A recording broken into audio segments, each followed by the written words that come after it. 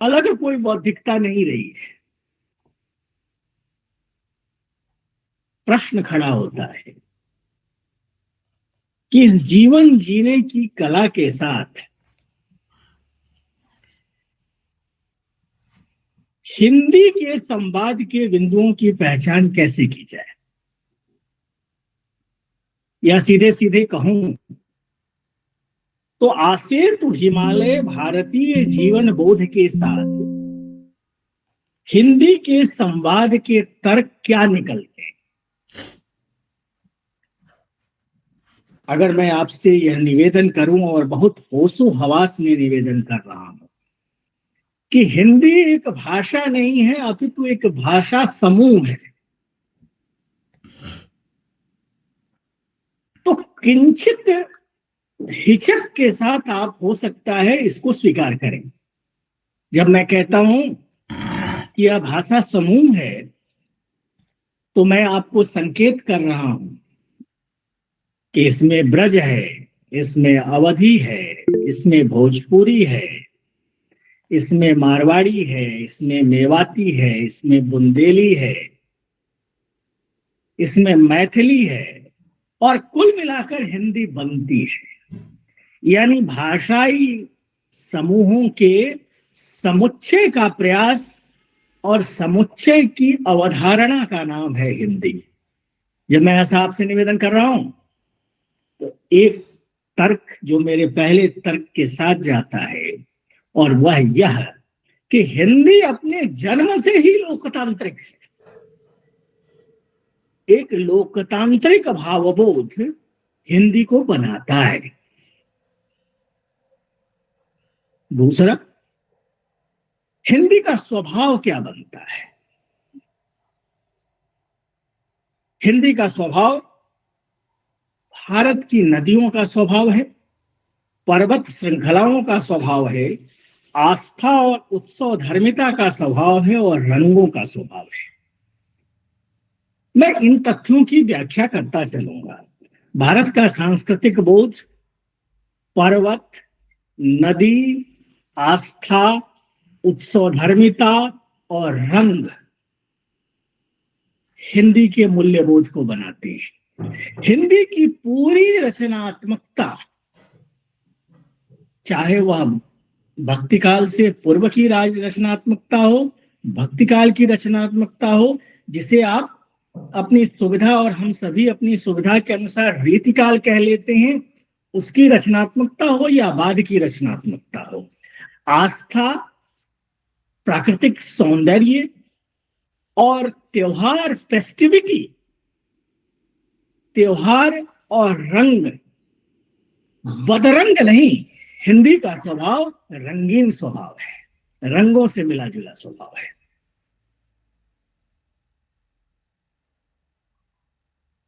उत्तर पूर्व के हिमालय से उत्तर पश्चिम के हिमालय तक, यानी सुदूर तवांग से लेकर लद्दाख तक, इसी मूल्यबोध से हिंदी बनती और खड़ी होती दिखाई देती है। मैं आपको एक बात बताऊं, हिंदी का कोई भी बड़ा कवि औदार्य की प्रस्तावना के लिए हिमालय का उपमान लेता है। मैं अक्सर एक बात कहता हूं कि जिसे अपने जीवन में बहुत अहम हो, ये एक बार हिमालय के सामने जाकर खड़ा हो जाए। आपको जब भी लगे कि आप बहुत बड़े हो गए हैं, आपसे बड़ा कोई नहीं है, तो दो जगहों पर जरूर आप खड़े होइएगा, एक समुद्र के किनारे और एक हिमालय के सामने। हिंदी का बहुत बड़ा कवि, कोई भी बड़ा कवि, औदार्य की प्रस्तावना के लिए, वैराग्य की प्रस्तावना के लिए हिमालय का उदाहरण लेता है। कामायनी के मनु कहते हैं, कामायनी आप जानते हैं, विद्वान लोग हैं आप, जयशंकर प्रसाद की कामायनी, मनु कहते हैं, हिमगिरि के उत्तुंग शिखर पर बैठ शिला की शीतल छांव, एक पुरुष भीगे नयनों से देख रहा था प्रलय प्रवाह।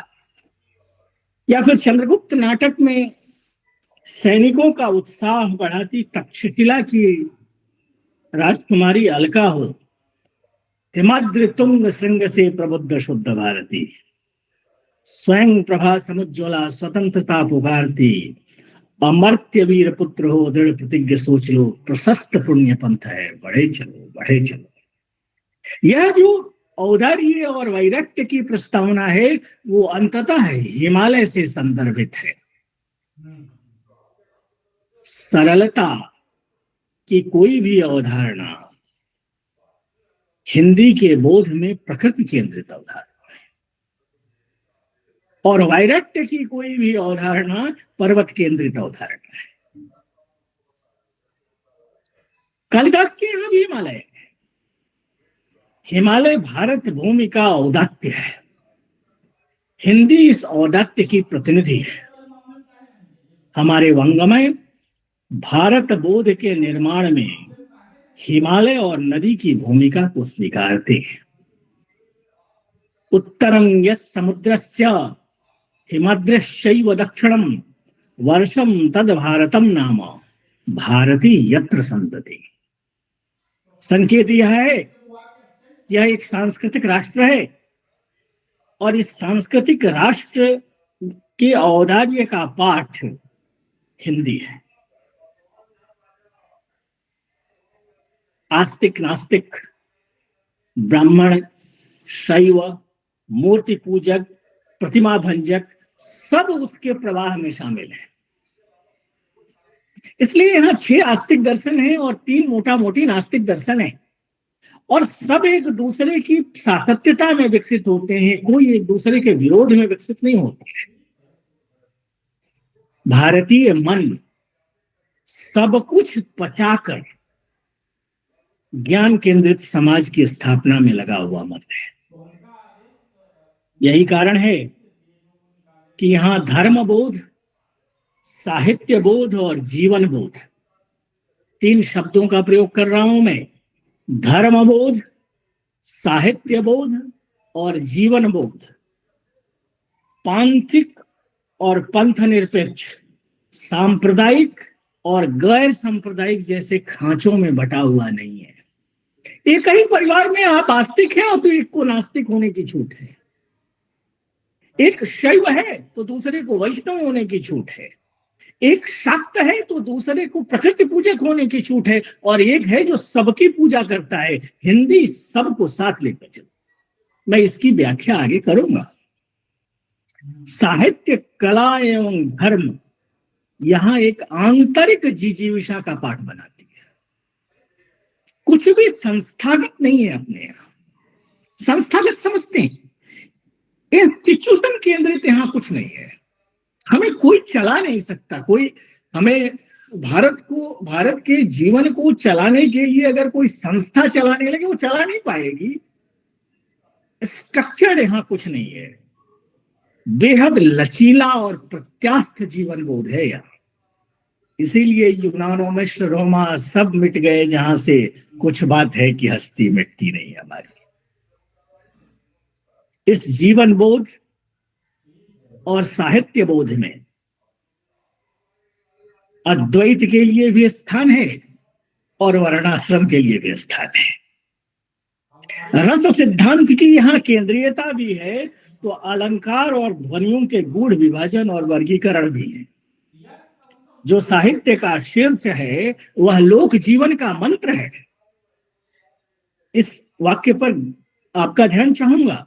जो साहित्य का शीर्ष है वह लोक जीवन का मंत्र है। एक बात बताऊं आपको, आप तो विद्वान लोग हैं। कविता की चरम सार्थकता मंत्र हो जाने है।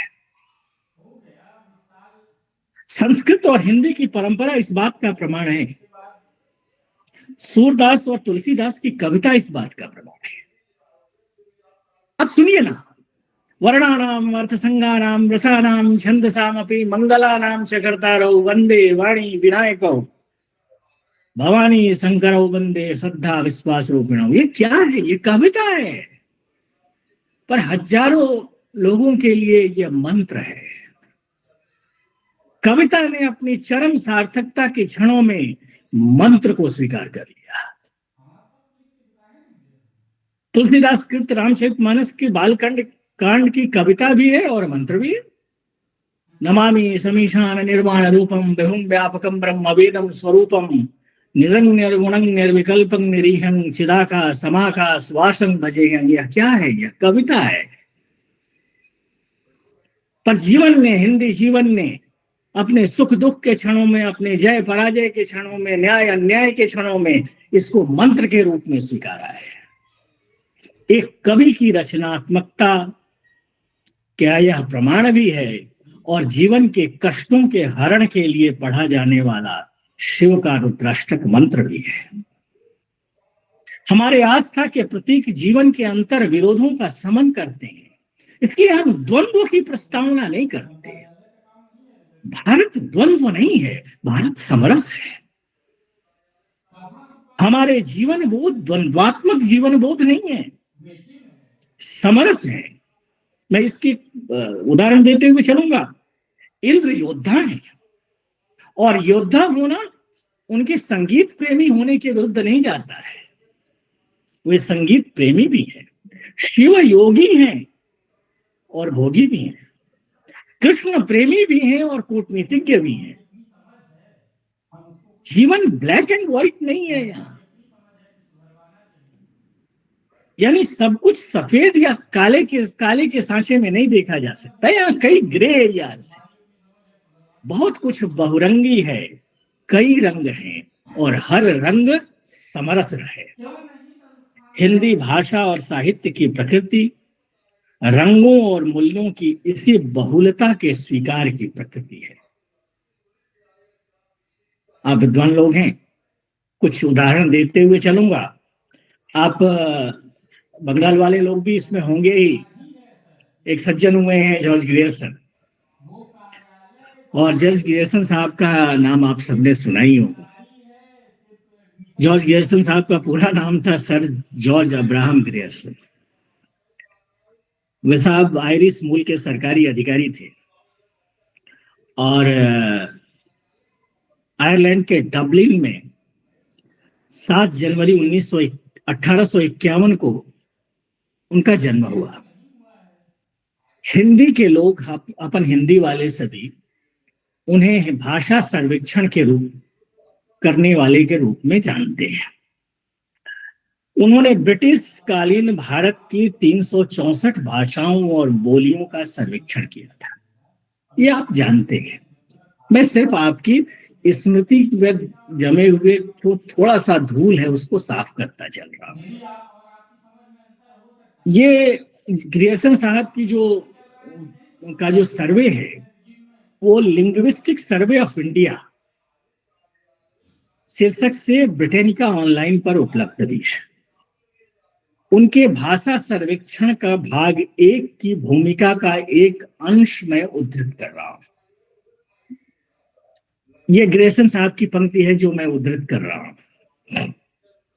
इस प्रकार यह कहा जाता है, और सामान्य रूप से लोगों का विश्वास भी यही है, कि गंगा के समस्त कांठे में पंजाब, बंगाल और पंजाब के बीच अपनी अनेक स्थानीय बोलियों और केवल एकमात्र प्रचलित भाषा हिंदी ही है। ये मैं नहीं कह रहा हूं, ये ग्रियर्सन साहब की पंक्ति है। एक दृष्टि से यह ठीक है और इसे अस्वीकार नहीं किया जा सकता।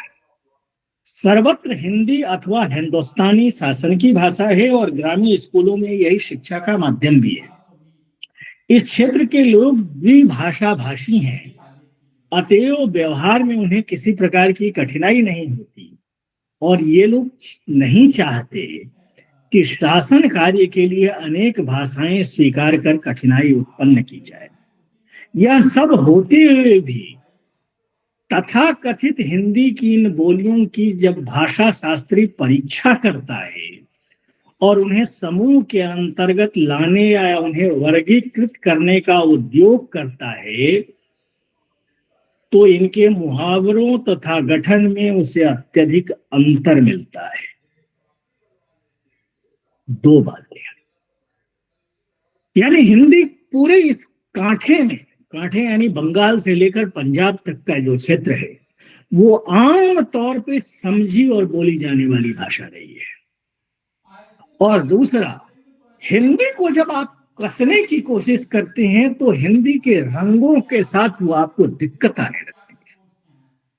यह बात सर जॉर्ज ग्रियर्सन, सर इसलिए कह रहा हूं क्योंकि अंग्रेज साहब बहादुरों ने उन्हें सर ही कहा, 1898 में कह रहे हैं। आपको ज्ञात है कि ग्रियर्सन के भाषा सर्वेक्षण का काम 1898 में शुरू होता है और यह सर्वेक्षण 1903 से 1928 के बीच विभिन्न संस्करणों में प्रकाशित होता है। इससे पहले एक सज्जन और हुए हैं जिनका नाम मैं ले रहा हूं और कलकत्ता वाले उन्हें भी जानते होंगे। उनका नाम है विलियम कैरे। विलियम कैरे ईसाई धर्म प्रचारक थे। ये साहब 19वीं सदी के शुरुआती दशकों में भारत आए थे। 19वीं सदी बोलूं तो 1800 के आसपास। 1815 में उनका एक कथन है कि मैं इस भाषा में हिंदुस्तान को समझा सकता हूं। इस भाषा में यानी किस भाषा में? हिंदी में समझा सकता हूं। कैरे ने भारत के श्रीरामपुर मिशन और श्रीरामपुर कॉलेज के माध्यम से ईसाई धर्म का प्रचार किया।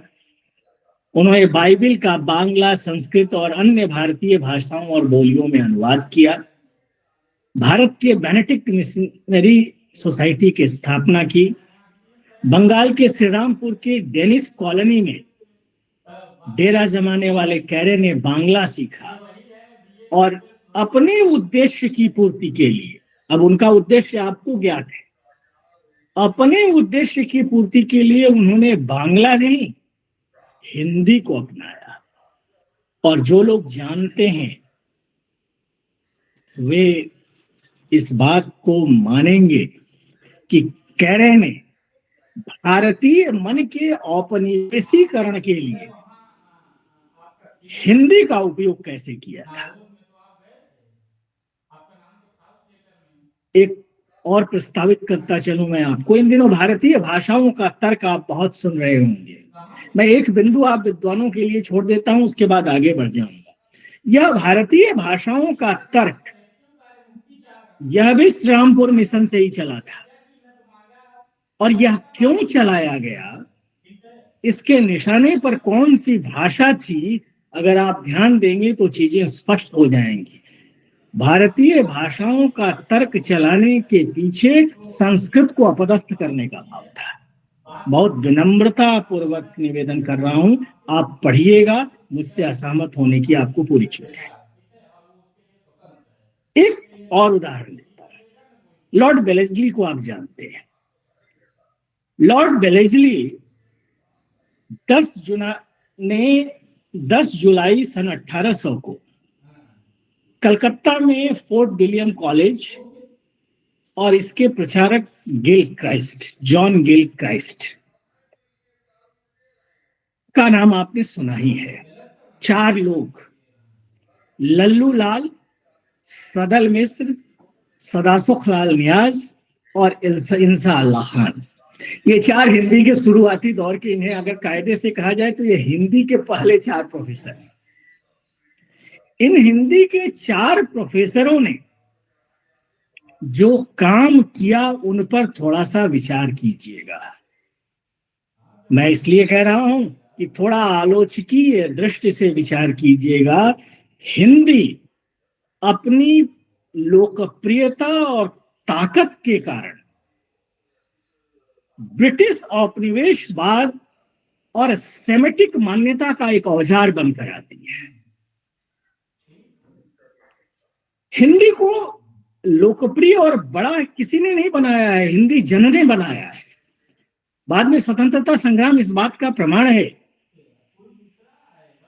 हिंदी के विरोधी और हिंदी के समर्थक दोनों हिंदी के इस भारत व्यापी ताकत से परिचित रहे हैं। इसलिए हिंदी की जब व्याख्या आप करें तो उसके भारत बोध के इन पक्षों की व्याख्या अवश्य करें। हिंदी भाषा की एक सर्वग्राहिता की वृत्ति रही है। यह लगभग 18 तथाकथित बोलियों और विविध पांथिक मान्यताओं के बीच एक संवाद सेतु बनाने में समर्थ हुई। देखिए साहब, ग्रियर्सन साहब ने बोली और भाषा का एक ऐसा पेच फंसा कर वो गए कि आज भी जब जब पुरवाई चलती है हिंदी का ये दर्द होता है। हिंदी की हर बोली भाषा होने की लड़ाई लड़ रही है और हर भाषा संविधान की अनुसूची में आने की लड़ाई लड़ रही है, जबकि भाषा और बोली का कोई आत्यंतिक भेद भाषा विज्ञान की दृष्टि से स्थापित करना थोड़ा कठिन है। लेकिन उसके कुछ तर्क बना दिए गए और उन तर्कों पर बाद में हिंदी की बुद्धि चल पड़ी। वह कुल मिलाकर भाषा और बोली का तर्क हिंदी की बौद्धिकता का एक फॉल्ट लाइन है।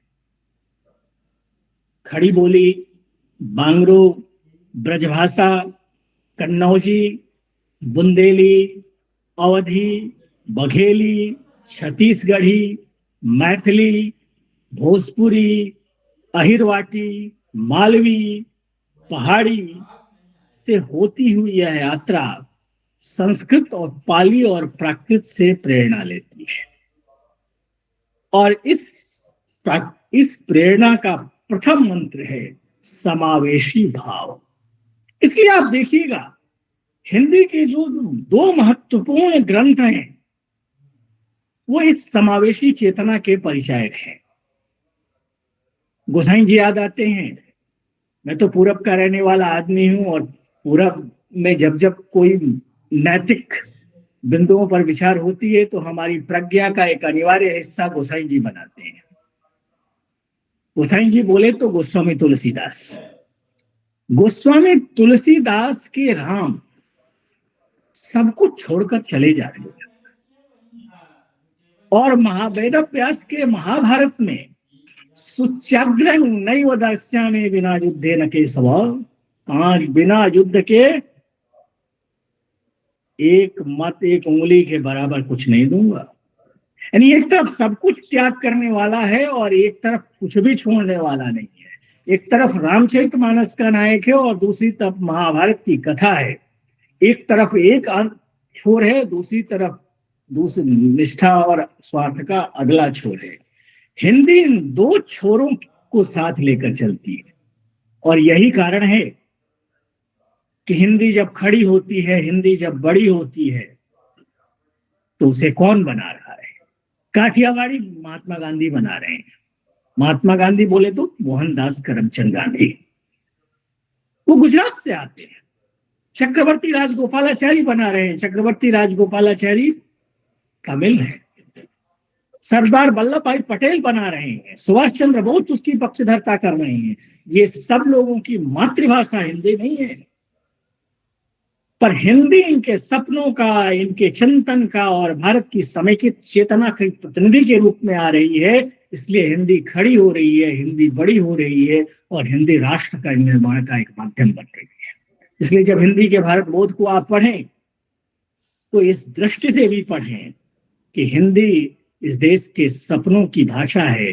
अंतर विरोधों के समन का बोध हिंदी का भारत बोध है। यह अपनी प्रवृत्ति में संक्रामक है। ध्वन्यात्मकता और लयात्मकता हिंदी में एक टचिंग एलिमेंट पैदा करता है। टचिंग एलिमेंट समझते हैं ना, बस यूं ही जुड़ जाए। हिंदी और भारतीय समाज को जोड़ने में एक तत्व की व्याख्या में जरूर चाहूंगा आप विद्वान लोग हैं करें, और वह है यात्राओं का। हिंदी के भारत बोध को हिंदी की यात्राएं बनाती। संतों और भक्तों के यहाँ यात्रा एक सर्वमान्य तथ्य के रूप में मिलेगी। इसलिए हमारे यहाँ जो देशाटन है वो तीर्थाटन के रूप में आता है। ऐसा अनायास नहीं है। हमारे दार्शनिक जीवन बोध में जीवन भी एक यात्रा ही तो है। हमारे वांग्मय यात्रा की परिकल्पना संस्कार के रूप में करते हैं। यह संवाद को संभव करती है यात्रा। हमारे पूरे ब्राह्मण, आरण्यक, पुराख्यान, संहिता सब कुछ यात्रा के संवाद से बने हुए हैं। वैदिक ग्रंथों में पुरुजन, यदुजन, भरतजन यात्रा के क्रम में युद्ध नहीं करते। यात्राएं बौद्ध और जैन आदि ग्रंथों में भी आपको मिलेंगी। बौद्ध ग्रंथों में धम्म विजय के लिए होने वाली यात्राओं की चर्चा मिलती है। बुद्ध की धम्म प्रचार यात्राएं सर्वज्ञात हैं। इसे एक उदाहरण से समझिए। मैं दो संतों का उल्लेख कर, एक देश के सुदूर पूर्वी हिस्से से और दूसरा देश के सुदूर उत्तरी हिस्से से। सुदूर पूर्वी हिस्से से यानी श्रीमंत शंकरदेव जी। अगर आप असम गए हो, प्रागज्योतिषपुर गए हो, तो वहां वर्दोवा सत्र, वर्दोवा में उनका जन्म हुआ। और नानक देव जी जो सुदूर उत्तरी हिस्से से। इन दोनों महानुभावों के चिंतन का मूल्यांकन करते हुए हम पाते हैं कि उनका धार्मिक सांस्कृतिक बोध उनके यात्रा बोध से बनता है, और यह यात्रा बोध उनके भाषा बोध को भी बनाता है और उनके भारत बोध का भी निर्माण करता है। श्रीमंत शंकरदेव 1481 ईस्वी में अपने 17 शिष्यों के साथ प्रथम बार तीर्थाटन के लिए निकलते हैं। इस यात्रा में वे वाराणसी, प्रयाग, अयोध्या, कुरुक्षेत्र, द्वारका, बद्रिकाश्रम, जगन्नाथपुरी यानी लगभग पूरा देश। 1550 में फिर दूसरी यात्रा पर निकलते हैं। यह यात्रा दक्षिण भारत केंद्रित थी, यानी एक 1481 में, एक 1550 में। और उनकी यात्राओं ने पूरे असम के यानी प्रागज्योतिषपुर के भक्ति चेतना में एक नई भाषा का ही संस्कार कर दिया, और वह भाषा ब्रजबोली और ब्रजावली थी। ब्रजबोली और ब्रजावली का संस्कार देखिए। संस्कृत, ब्रजभाषा, मैथिली, बांग्ला, असमिया, यानी अगर असम बरदुआ से निकले तो पूरे मथुरा तक, यानी पूरे ब्रज क्षेत्र तक, पूरी यात्राओं में जिन भाषा के शब्द आए, बाद में वो प्रागज्योतिषपुर के भक्ति चेतना में वो संवाद की भाषा बनी। आज प्रागज्योतिषपुर में यानी ईशान्य भारत में सत्रों और घरों में जिस भागवत पुराण का वाचन होता है, उसकी भाषा यही ब्रजबोली है, ब्रजावली है। एक और रोचक बात बताता हूं, इस भागवत की कथा कहाँ की है? वर्तमान उत्तर प्रदेश में मुजफ्फरनगर जनपद है, यही मेरठ मुजफ्फरनगर जनपद है। वहां एक जगह स्थान है शुक्रताल, जिसे अब शुकतीर्थ कहते हैं। इस शुकतीर्थ में अर्जुन के पौत्र यानी अर्जुन के पुत्र अभिमन्यु और अभिमन्यु के पुत्र परीक्षित को महर्षि सुखदेव ने भागवत की कथा सुनाई। महर्षि सुखदेव के पिता महर्षि वेदव्यास ने भागवत लिखा था। ये महर्षि वेदव्यास ब्रह्मा की परंपरा में आते थे। इसी भागवत की कथा को श्रीमंत शंकर देव जी ने ईशान्य भारत को सुनाया। ईशान्य भारत यानी प्रागज्योतिषपुर। प्रागज्योतिषपुर धर्म के लोकतांत्रिक पाठ का साक्षी बना। सत्र और नामघर इस बोध के वाहक बने। श्रीमंत शंकर देव और सभी भक्त कवियों के यहाँ एक तथ्य आपको स्पष्टता मिलेगा। कोई भी भक्त कवि चाहे जिस भी भाषा का हो, या पंजाब से आता हो, ब्रज से आता हो, या असमिया क्षेत्र से आता हो, वह कभी भी स्थानीयता की बात नहीं करता है। वह बराबर भारत की बात करता है। इसलिए श्रीमंत शंकर देव जी कीर्तन घोषा उनकी रचना है, उसमें कहते हैं, जानिए सबेरा भास भूस, भाग्य से भारत भैला मानुस। भारत में भाग्य से मनुष्य का जन्म होता है। माधवदेव जी का बरगीत में कहते हैं, धन्य धन्य कलिकाल, धन्य धन्य नरतुन बाल, धन्य धन्य भारत वर्षे। श्रीमंत शंकर देव जी ने भारत को जम्मू द्वीप मध्य भारत श्रेष्ठतर कहा है। यह क्या है?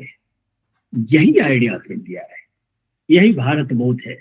यही वह भारत बोध है जब सुदूर दक्षिण का आदमी उत्तर में जाता है या पूरब का आदमी पश्चिम जाता है तो उसे फीलिंग एट होम का एहसास होता है। जब भारत को आप पढ़ें तो इसी चेतना के प्रतिनिधि के रूप में पढ़ें, और हिंदी इस चेतना की प्रतिनिधि भाषा है। एक सज्जन हुए हैं कुलदीप सिंह ढिल्लों। कुलदीप सिंह ढिल्लों ने शोध किया गुरु नानक देव जी पर, और गुरु नानक देव जी ने के बारे में उन्होंने बताया कि उन्होंने पश्चिम से पूरब तक लगभग 2334 किलोमीटर की पैदल यात्रा की, और इस बात को स्थापित किया कि असम के शिवसागर जिले में नाजिरा में दीफू नदी के पास एक समाधि है जिसे लूनिया पीर की समाधि कहते हैं। इस लूनिया पीर की समाधि पर श्रीमंत शंकर देव जी और गुरु नानक देव जी की मुलाकात हुई थी। मैं जब इस बात को आपसे कह रहा हूं कि श्रीमंत शंकर देव जी और गुरु नानक देव जी आप जब मिले होंगे,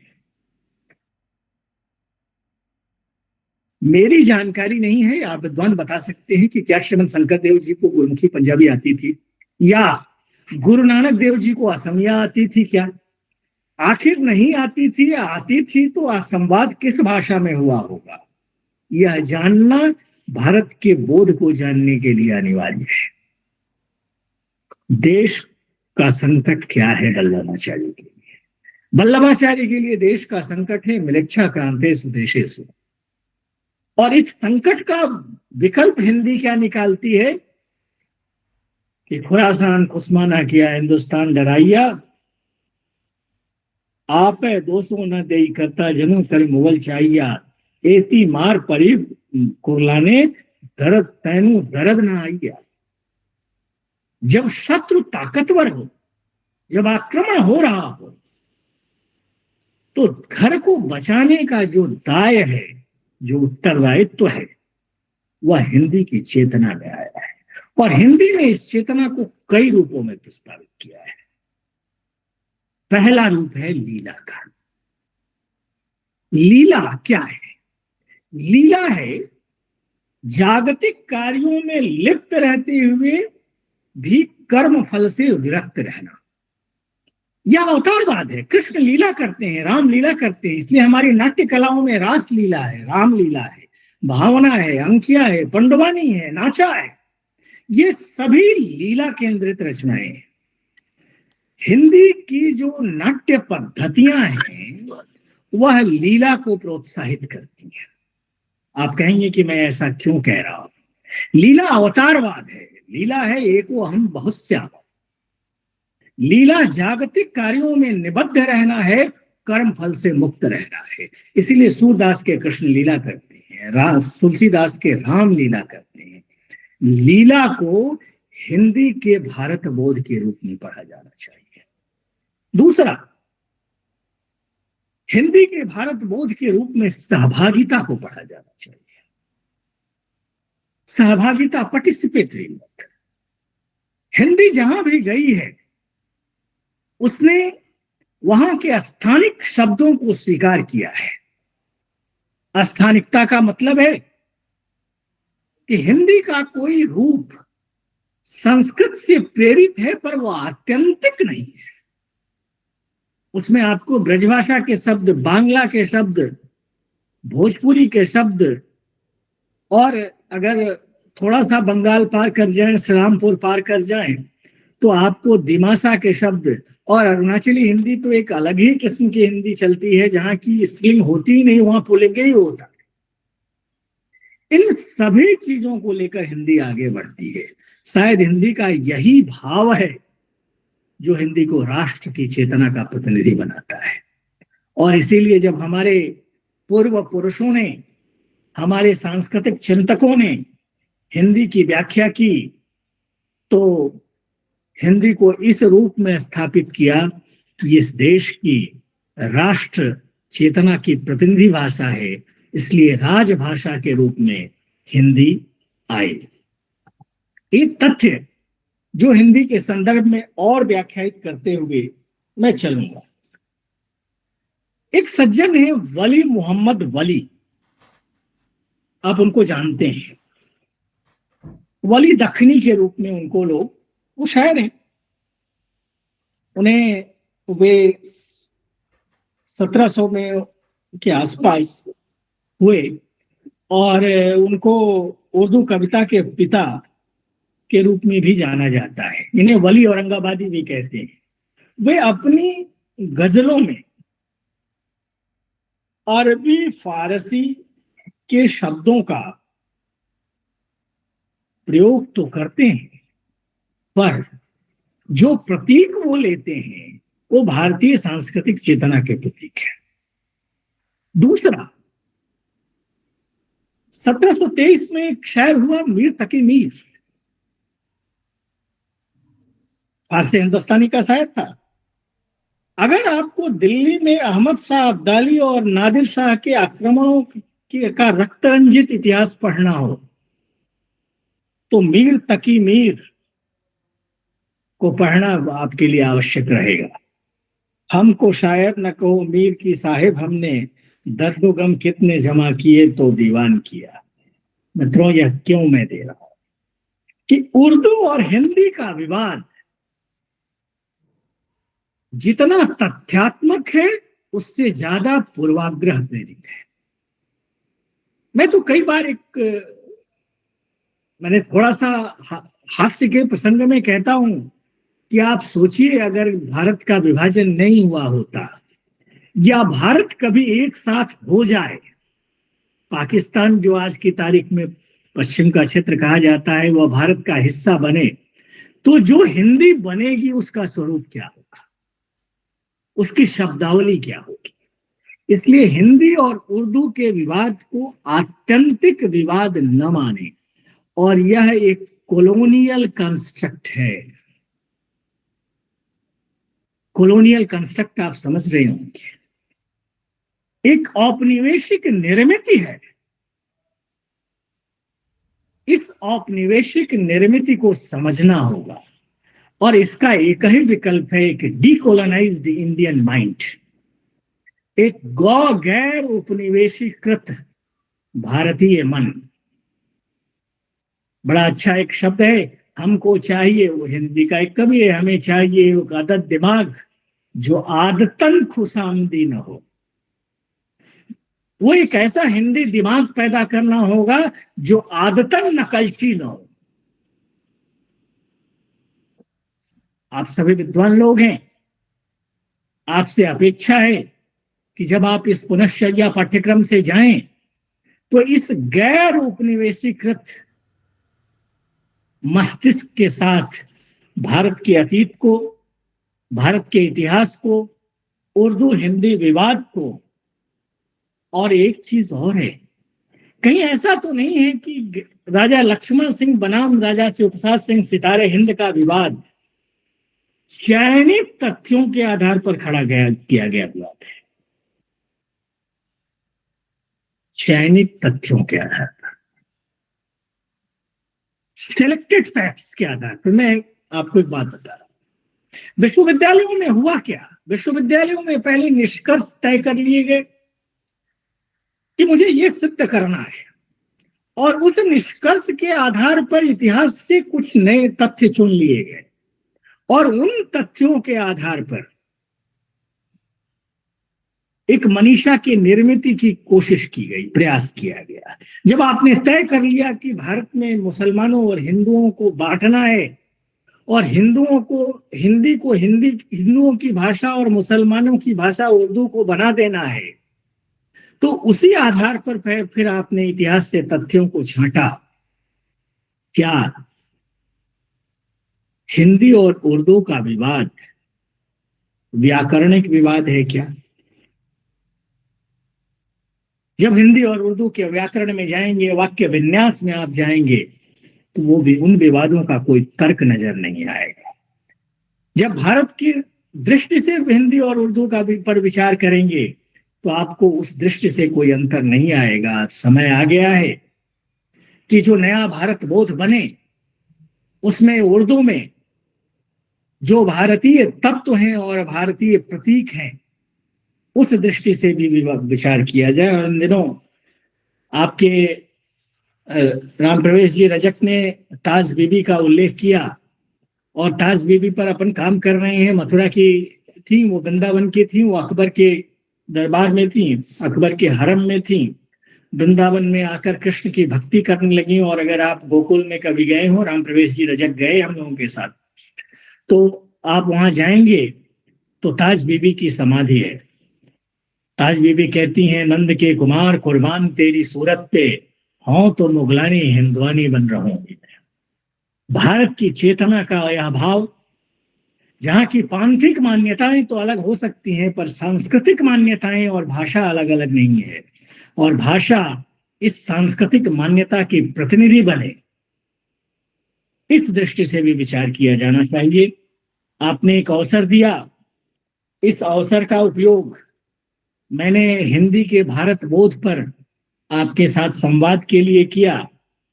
हिंदी खड़ी हुई, हिंदी बड़ी हुई और हिंदी समृद्ध हुई, तो इसका कारण बहुत यह रहा कि हिंदी सबको साथ लेकर चलती रही। यही हिंदी की ताकत का कारण है। आपका बहुत बहुत आभार। नमस्कार, सादर प्रणाम।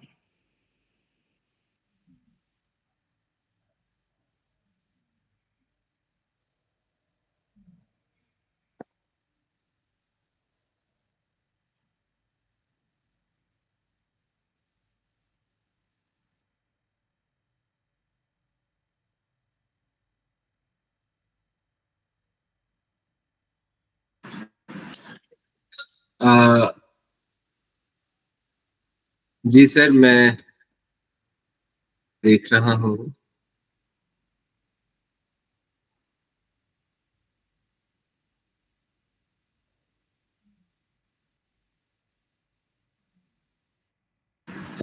एक सेकंड जी। प्रतिभागी जितने भी प्रतिभागी हैं, कृपया अपनी प्रतिक्रिया दें। अगर कोई सुझाव हो, कोई प्रश्न हो, तो कृपया सर से आप साझा करें। जी, आवाज आ रही है जी?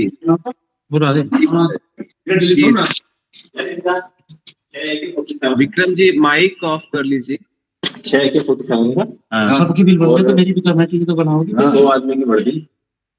विक्रम जी, माइक ऑफ कर लीजिए। वसीम रजा जी, नीरज मिश्र जी। जी जी सर। हाँ जी, माइक ऑफ कर लीजिए आप प्लीज। विक्रम जी। जी जी, वसीम रजा जी। बहुत बहुत आभार सर। आज में सर ने अपना व्याख्यान प्रस्तुत किया, उनके संबंध में बस चंद शब्दों में विचार अभिव्यक्त करता हूँ।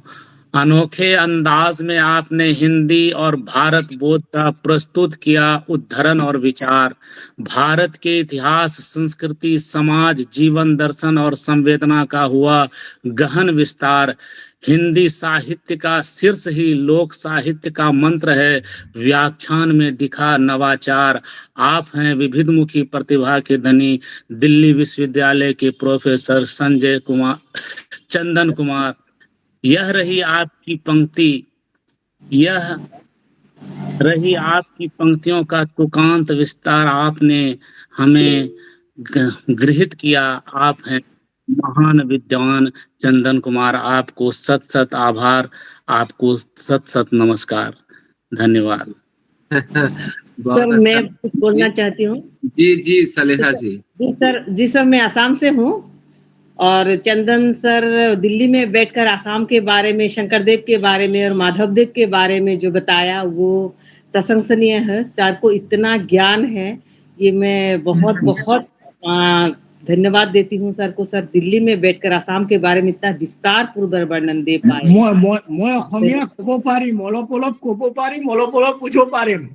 অলপ অলপ ক'ব পাৰিব ছাৰ, ভাল লাগিলে আপুনি ক'ব পাৰিব, শুনিব পাৰিব, আৰু শংকৰদেৱ আৰু মাধৱদেৱৰ বিষয়ে ইমান ধুনীয়াকে ক'ব পাৰিছে ছাৰ, বহুত বহুত ধন্যবাদ।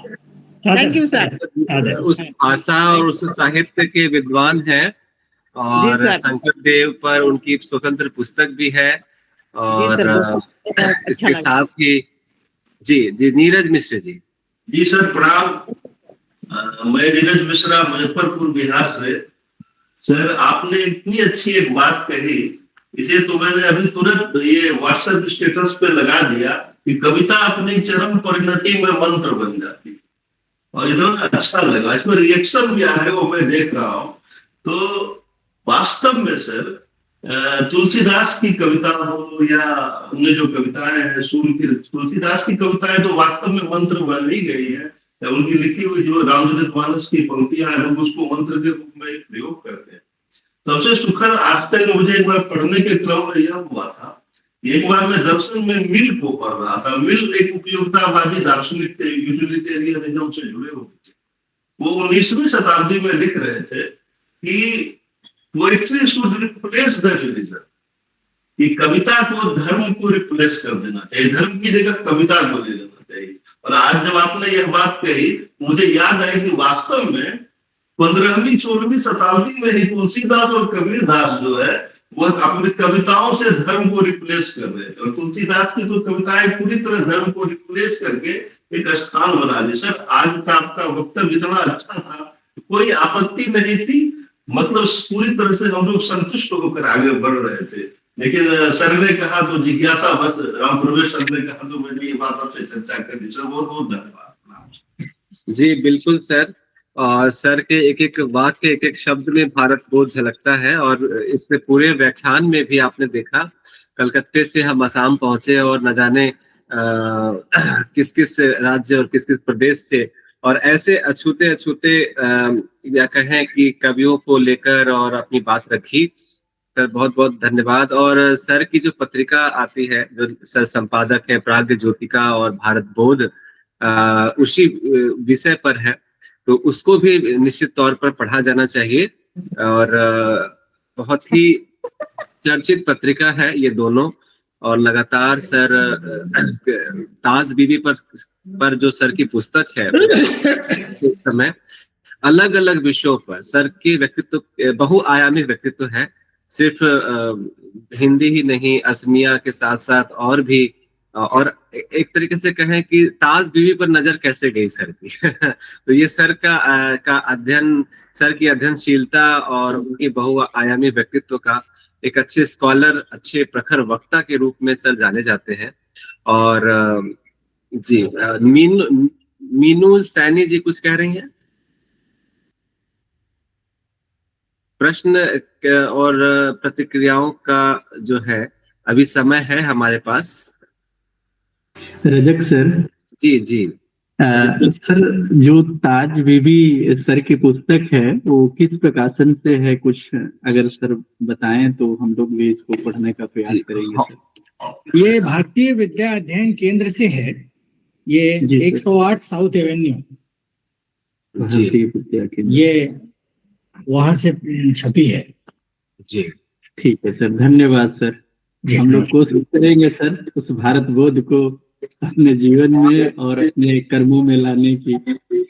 धन्यवाद सर, आपका बहुत बहुत आभार। जी सादर प्रणाम। जी सर, बहुत बहुत आभार अभिषेक जी और नीरज जी, वसीम रजा जी। सर आपका भी बहुत बहुत आभार। और Malviya mission teachers training centre की तरफ से समन्वयक द्वय मैं और राजश्री मैम की तरफ से आपका हार्दिक आभार कि सर आपने अपना इतना कीमती समय दिया और इतना सारगर्भित व्याख्यान दिया। और बहुत बहुत सर आभार है। हमारे जितने भी प्रतिभागी यहाँ जुड़े हैं उन सबके तरफ से भी करबद्ध नमस्कार और आभार सर आपका। मैं आपका, प्रोफेसर राजर्षि शुक्ल जी का और यहाँ के विद्वान श्रोताओं का सबका आभार प्रकट करता हूँ। और मुझसे बेहतर है मेरा जिक्र तेरी महफिल में। जी जी धन्यवाद, नमस्कार। नमस्कार सर, धन्यवाद। धन्यवाद सर, धन्यवाद सर। नमस्कार सर, धन्यवाद सर, धन्यवाद। धन्यवाद सर।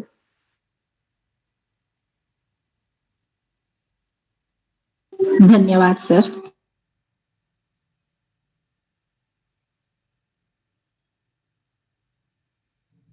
जी, हमारे पास अभी लगभग आधे घंटे का समय है और सर अभी चूंकि सर व्यस्त थे तो उन्होंने सर समय से पहले जुड़े और समय से ही उन्होंने अपने वक्तव्य को समाप्त किया, है ना। ये सर की सहजता है और ये कहें कि सर व्यस्त थे, उन्होंने मुझे बताया भी था।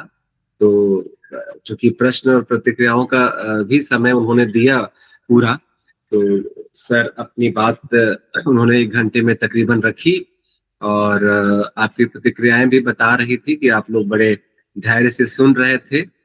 तो बहुत ये सक्रियता बनी रहे आप सबकी। और हमारे पास अभी लगभग आधे घंटे का समय है, तो अगले जो वक्ता हैं वो जुड़ेंगे अपने निश्चित निर्धारित समय से ही। तब तक हम लोग मैं 1-2 सूचनाएं देना चाह रहा था, क्योंकि होता ये है कि अभी भी शायद बहुत लोग सुन रहे हैं कि नहीं सुन रहे हैं, मैं समझ नहीं पा रहा हूँ कितने लोग सुन पा रहे हैं। जुड़े तो हैं 103 लोग, पर सुन रहे हैं सर। जी जी, आप तो सुन रही हैं। सुन रहे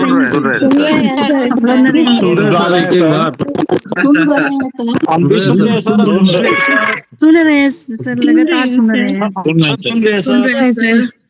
बिल्कुल बिल्कुल, ये बात बता रही है, सब लोग सुन रहे हैं। सुन रहे हैं सर, सुन रहे हैं। नहीं, ठीक है जी। अब आगे के लिए चूंकि 5 दिन निकल गया, कल छुट्टी है, ये एक सूचना तो है कि रविवार है कल, और कल हम लोग इस आभासी पटल पे नहीं मिल रहे हैं, सोमवार को मिलेंगे। ये सूचना मुझे 5 बजे देनी थी, पर चूंकि अभी हमारे पास समय है और 5 बजे के बाद एकदम धैर्य नहीं रह जाता है कि हम जुड़े रहें और सूचनाओं के लिए। तो इस वक्त आप स्थिर हैं। तो एक सूचना ये थी कि अभी हम लोग रविवार कल छुट्टी है, ये एक सूचना है। उसके बाद 10 तारीख को, जैसे हमारी कक्षाएं लगातार 4 तारीख से हो रही हैं, वैसे ही 10 तारीख को 4 कक्षाएं होंगी। उसके बाद 11 तारीख को भी एज यूजुअल सब चलेगा, 12 को भी वैसे ही क्लासेस होंगी। और हमारा विचार है कि मैं और आश्रित दी और डायरेक्टर का जैसा निर्देश है कि डायरेक्टर ने बताया था कि एक प्रोजेक्ट वर्क देने के लिए, तो चूंकि उस पर अभी भी डायरेक्टर सर का कोई निर्देश नहीं आया है, पर 2 चीजें मैंने बताया था आप लोगों को कि 2 चीजें हम लोगों को करनी है। एक तो परीक्षा होगी, वो तो तय है, 17 तारीख को परीक्षा होगी, MCQ वो आपको गूगल शीट में दिया जाएगा। वो तमाम वो आप करके आधा घंटा या 1 घंटा समय दिया जाएगा, उसके लिए वो आपको परीक्षा देनी होगी। तो वो 17 तारीख को हम लोग कर लेंगे। और एक आपको पेपर प्रेजेंटेशन देना है। तो किसी भी, मैंने बताया था कि आप किसी भी स्वतंत्र विषय पर आप एक प्रेजेंटेशन तैयार कर लेंगे, प्रस्तुति तैयार कर लेंगे कि इस विषय पर मुझे बोलना है। और 3 से 5 मिनट, है ना, 3 से 5 मिनट मुझे लगता है ज्यादा ही मैं बोल रहा हूँ, क्योंकि प्रतिभागी हमारे बहुत हैं और चूंकि और भी बहुत सारे ऐसे डायरेक्टर का निर्देश था कि संगोष्ठी के लिए कुछ उनको विषय दिया जाए, फिर उनको बुलवाया जाए, उसके साथ ही प्रोजेक्ट वर्क दिया जाए, किन किन विषयों पर सांस्कृतिक विरासत और हिंदी जो हमारा विषय है, और उससे संबंधित और कौन कौन से ऐसे नए विषय हैं जिन पर अभी काम होना बाकी है, संभावित विषय दिए जाए, उस पर चर्चा परिचर्चा की जाए। तो चूंकि हमारे प्रतिभागी बहुत अधिक हैं, तो ये संभव नहीं है। अगर हम ग्रुप बना के भी वो काम करें तो भी उसके लिए हमें पर्याप्त समय लगेगा। और पर हमारी इच्छा ये थी कि सभी कहीं ना कहीं अपने अपने काम में व्यस्त हैं और समय निकाल भी रहे हैं, आप लोग खूब अच्छे से जुड़ रहे हैं, तो आप पे अतिरिक्त भार न दिया जाए कि ये काम करिए, वो काम करिए।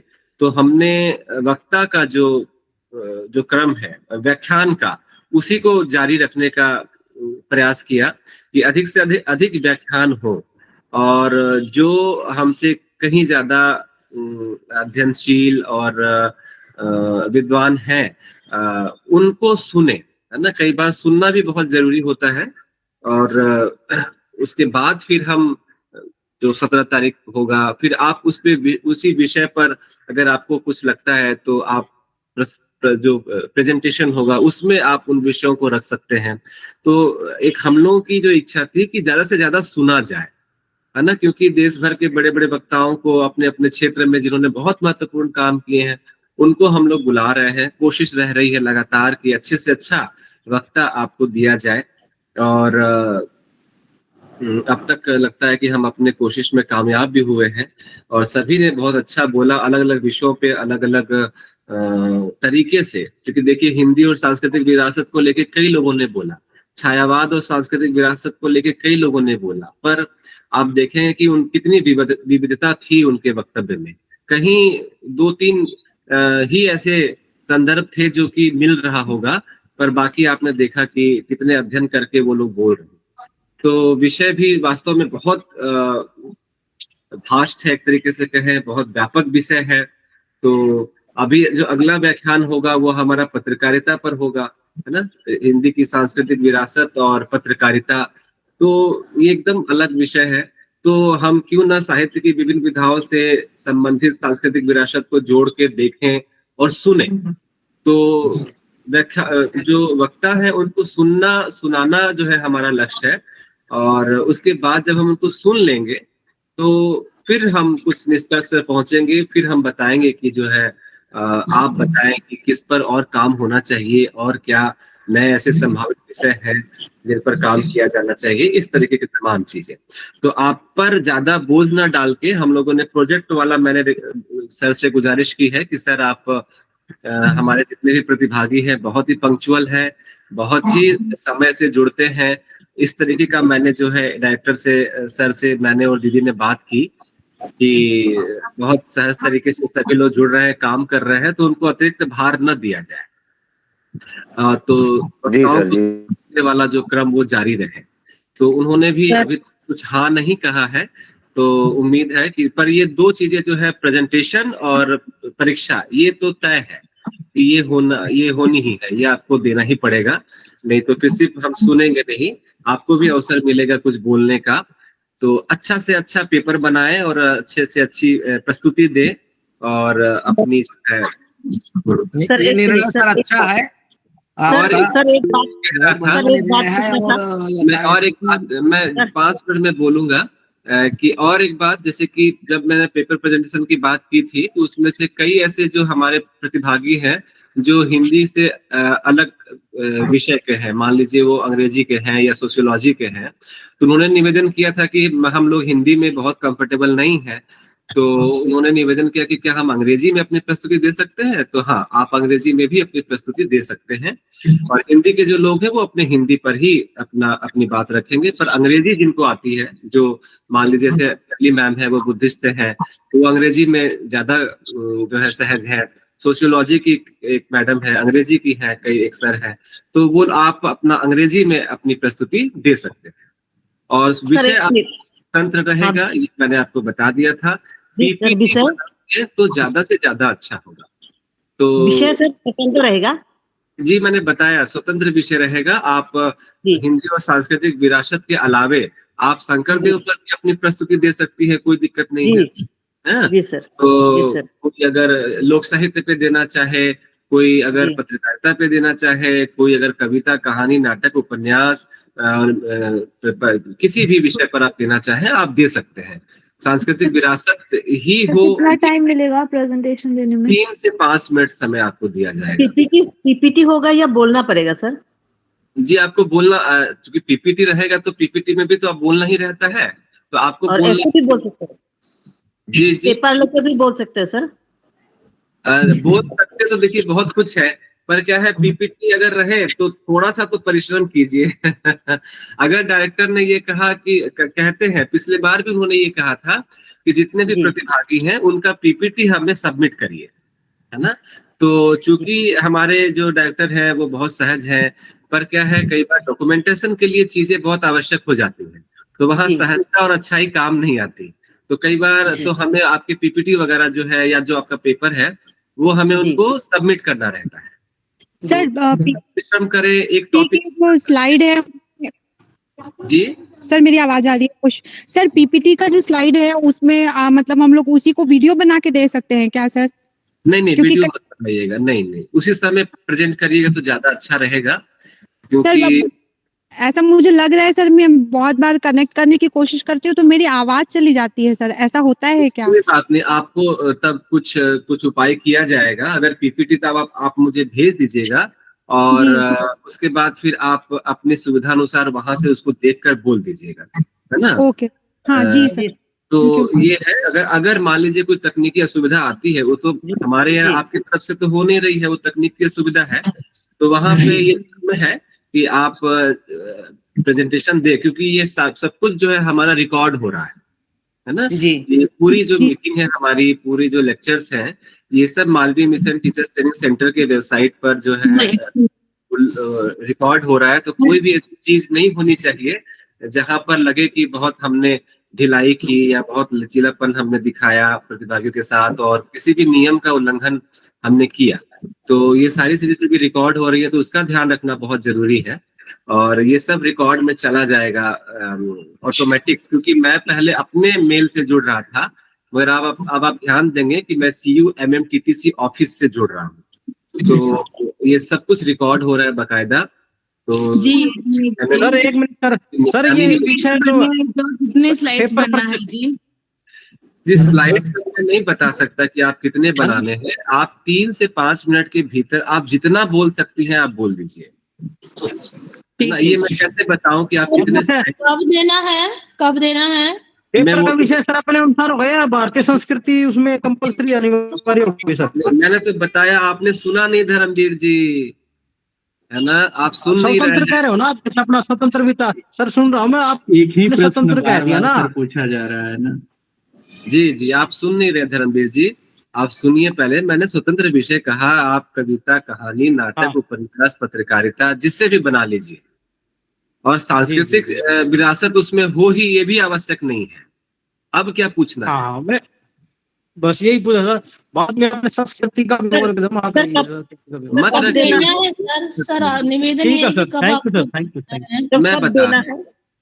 मैं बता रहा हूँ। अब जो है मैंने बताया कि 12 तक जो हमारी क्लासेस एज यूजुअल जैसी चल रही हैं वो वैसे ही चलेंगी, और 13 तारीख को भी हमारे 3 क्लासेस हैं। तो हम लोग जो है अल्फाबेटिक सिस्टम से ही हम लोग रैंडमली कहीं से भी नहीं बुलाएंगे कि आप बोल दीजिए। हम लोग आपको बकायदा एक 10-10 की लिस्ट भेजेंगे कि 1.5 घंटे में कितने पार्टिसिपेंट्स अपना प्रेजेंटेशन देंगे। तो एक एक स्लॉट बनेगा, तो 1.5 घंटे में मान लीजिए कितने लोग अगर बोल पाए, 6 और 6 18 लोग अगर बोल पाते हैं तो 18 की एक टीम बनेगी, और उसका मैं डेट और समय और एक PDF में आपको भेज दूंगा ग्रुप में।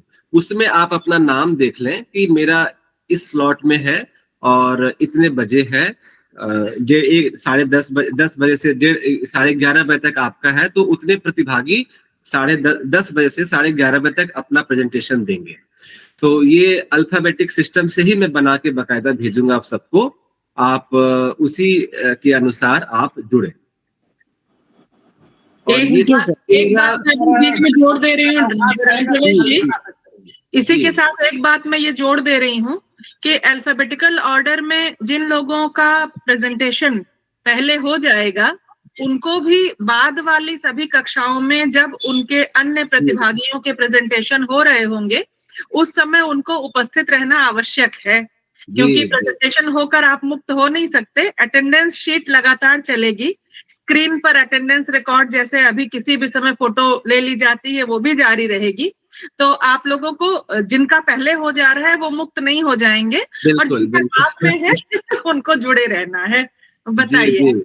बिल्कुल, क्योंकि बहुत सारे अगर हम बहुत अधिक सुविधा लेने लगते हैं तो वो एक असुविधा का कारण भी बन जाता है ना? तो जुड़े रहना है आपको, ये तो आपको गांठ बांध लेनी है कि हमें वहां से मुक्ति नहीं मिलेगी 17 तारीख तक।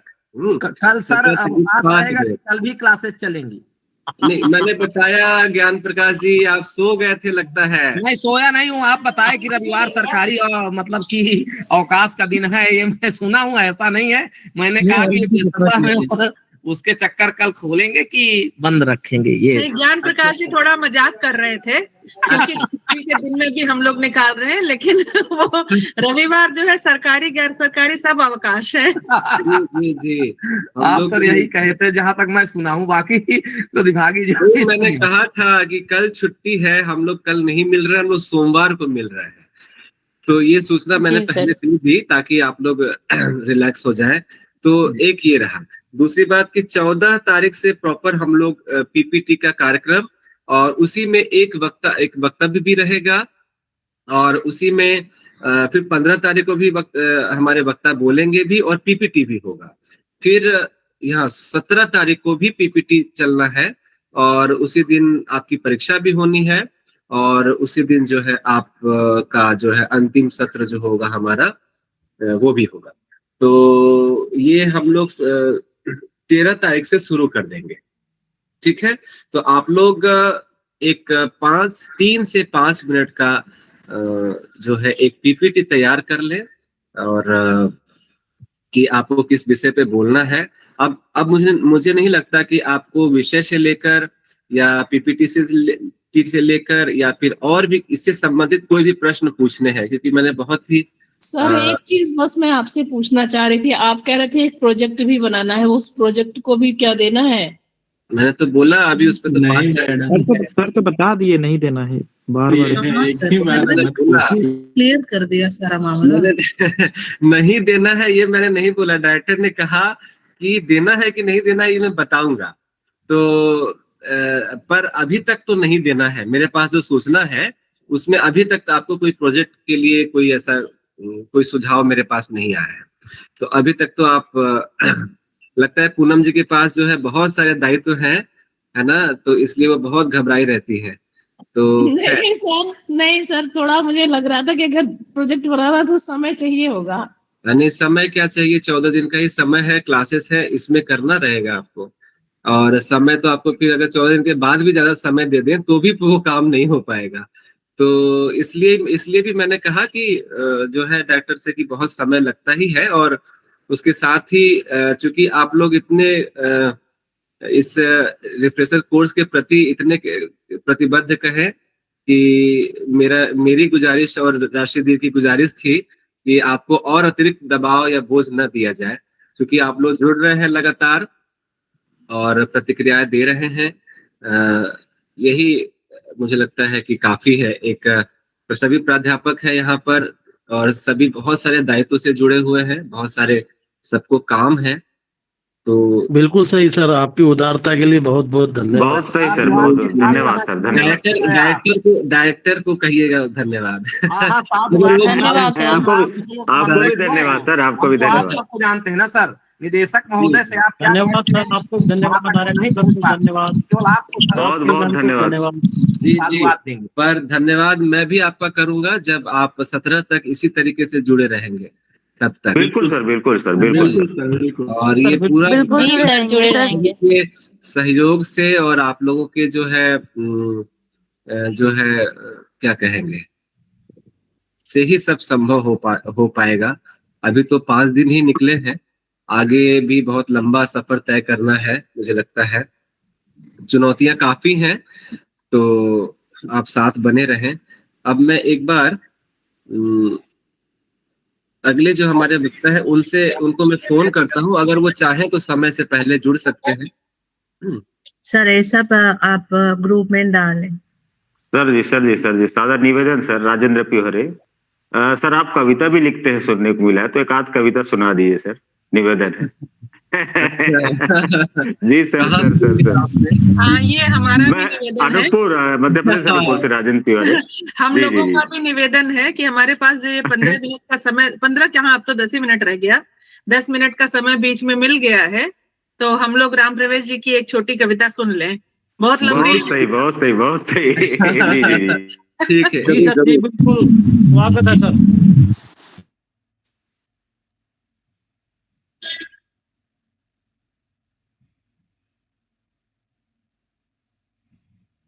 लेकिन ये आग्रह या ये जो कविता सुनाना है, ये समन्वयक होने के नाते राम प्रवेश जी को विशेष अवसर मिल रहा है। कृपया हमारे प्रतिभागियों में छुपे हुए कवि इस प्रकार का ना आग्रह करें और ना ही हम अपनी सीमित समय में उनको ये अवसर दे पाएंगे। नहीं, टाइम है इसलिए बोले मैं।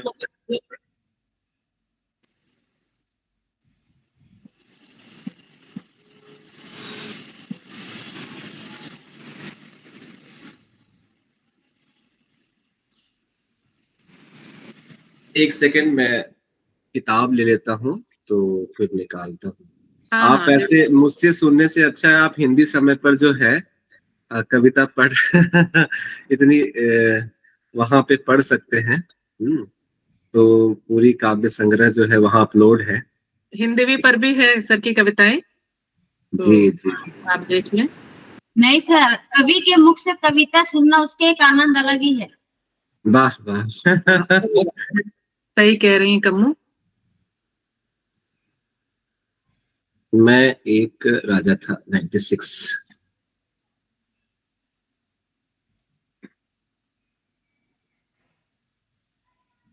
एक सेकंड जी, एक छोटी कविता है, मतलब छोटी कविता ही है। एक कविता का शीर्षक है एक राजा था।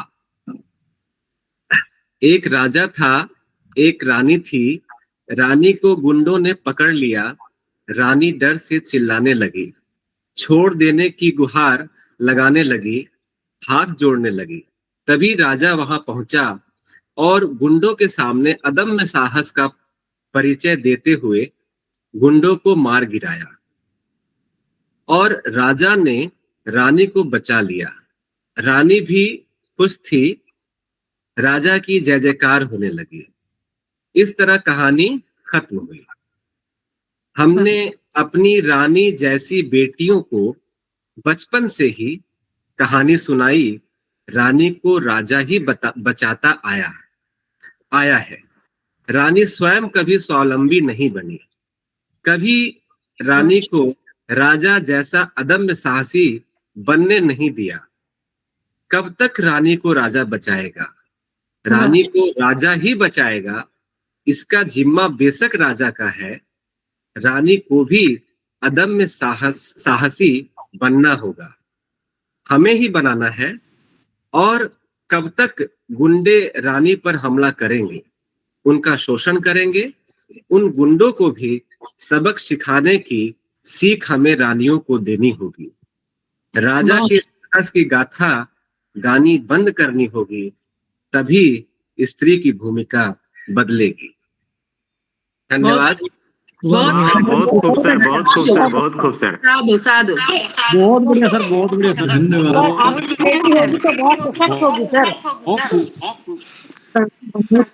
बहुत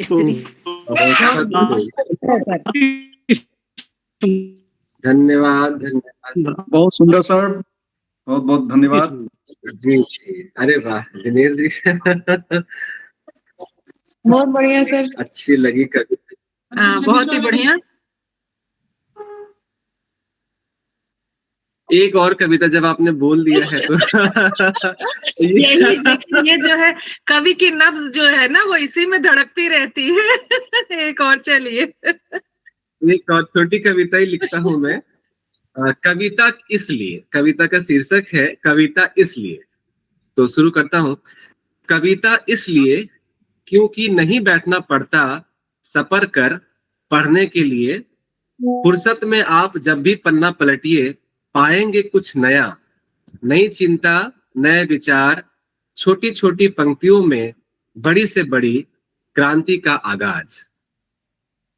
और एक दूसरी कविता है, कविता ये क्रम में है, एक कविता 1 और कविता 2। कविता इसलिए, कुछ कविता इसलिए, कुछ लिखना चाहता था, कुछ ऐसा जो अब तक लिखा नहीं गया, कुछ विषय जिनको उस तरह से देखा नहीं जाता या उसको इस तरह से देखा जाना चाहिए, या उस पर अब तक उस तरह से कोई बात नहीं हुई, या उस पर अब तक कुछ लिखा नहीं गया। कविता इसलिए। धन्यवाद। बहुत बढ़िया। बहुत खूब सर, बहुत खूब सर। जी आपका वाह वाह सर। चिंताधारा बहुत बहुत आप बहुत ऊपर तक सोचते हैं सर। अच्छा धन्यवाद। हाँ सर, आपकी सोच बहुत अच्छी है सर। धन्यवाद। आप हिंदी समय पर जाएं और वहां पर आप जो है मेरा नाम आप सर्च करेंगी तो आपको मेरी पूरी कविता संग्रह जो है वो अपलोड है, आप देख सकती हैं। सभी अभी अभी एक आई है 7 देश में औरत कविता संग्रह दीपावली में। जी तो बहुत बहुत बधाई सर। दिखा दीजिए, आपके हाथ में हो तो दिखा दीजिए रामप्रवेश जी। अभी रखा सर, जुड़ रहे हैं सर, फोन कर रहे हैं। मैं अभी ठीक है, चलिए पहले बात कर लीजिए, अब हम लोग आधिकारिक दायित्व पे आ जाएं। हाँ आइए आइए। मैं कितना फिर भाग जाऊंगा। मैं प्रकाशन कविता का जो है कैसे लिखा पूरा बताने लगूंगा। नहीं चलिए, आइए आइए। सर जुड़ रहे हैं।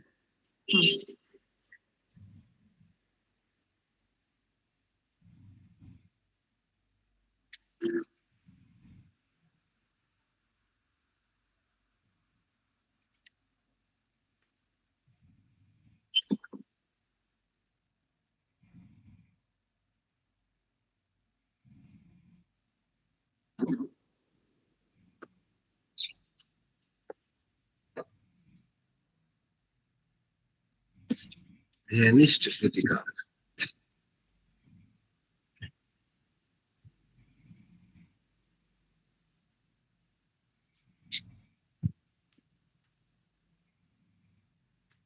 दीदी परिचय आप देंगी?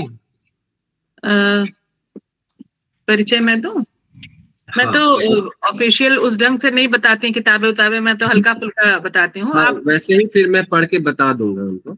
अच्छा ठीक है, मैं स्वागत कर लेती हूँ, आप परिचय दे दीजिएगा। ठीक जी। सर जुड़ चुके हैं। सर आवाज आ रही है? नमस्ते डॉक्टर प्रोफेसर अरुण भगत जी, क्या आप जुड़ चुके हैं? हमारी आवाज आ रही है?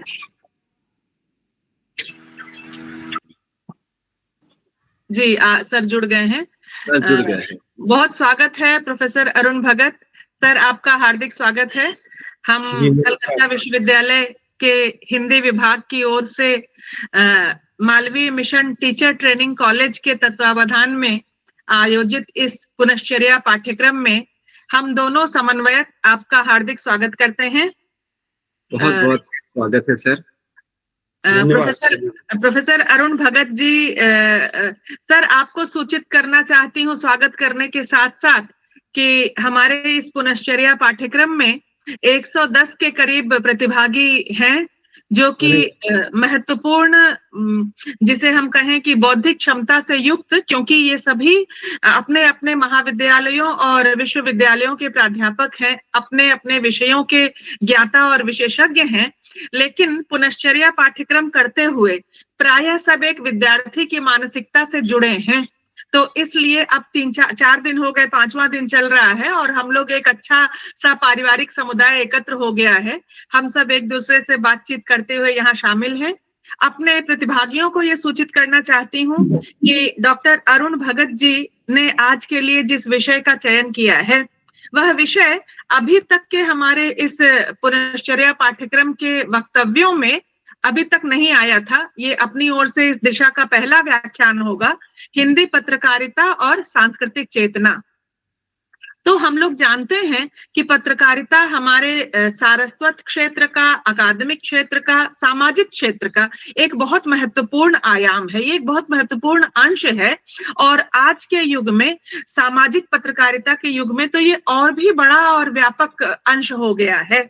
ऐसे समय में भारत की सांस्कृतिक विरासत की बात करते हुए पत्रकारिता पर चर्चा करना और हिंदी पत्रकारिता को सांस्कृतिक चेतना के साथ जोड़ना, ये एक गुरुतर दायित्व है और इस दायित्व का पालन करने का उत्तरदायित्व प्रोफेसर अरुण भगत जी ने उठाया है।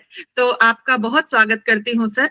ऐसा समझ में आता है कि पत्रकारिता का एक बड़ा सामाजिक उत्तरदायित्व तो होता ही है, साथ साथ इसमें, इसके पीछे निश्चित तौर पर एक बड़ा नैतिक आग्रह होना भी आवश्यक प्रतीत होता है।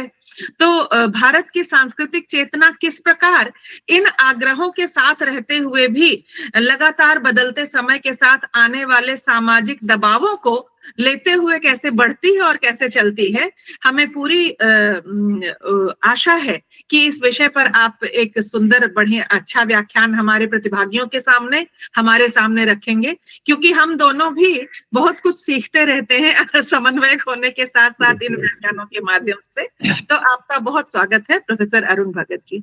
सर बहुत बहुत स्वागत है। और एक संक्षिप्त परिचय मैं आपका देना चाहूंगा। सर आभासी पटल पर आपका स्वागत है। इन दिनों एक पुस्तक बहुत चर्चा में है, ध्यनिष्ठ कृतिकार प्रोफेसर अरुण कुमार भगत, जो कि डॉक्टर अशोक कुमार ज्योति जी द्वारा संपादित पुस्तक है। और यह पुस्तक जो है अरुण सर के व्यक्तित्व और कृतित्व पर को केंद्र में करके लिखी गई पुस्तक है, जो इन दोनों बहुत चर्चा में है। सर आप राष्ट्र धर्म गौरव सम्मान प्राप्त और भाषा मित्र सम्मान से सम्मानित हैं।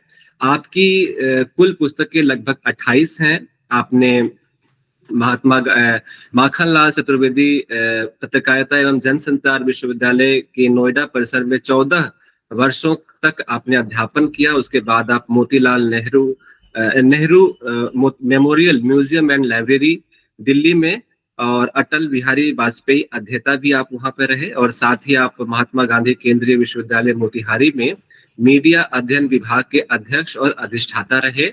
अब तक बहुत सारे शासकीय आप एक प्राध्यापक के साथ साथ आपके व्यक्तित्व की एक बहुत बड़ी खूबी यह है कि आपने एक कुशल प्रशासक के रूप में भी अपनी एक खास जगह बनाई है।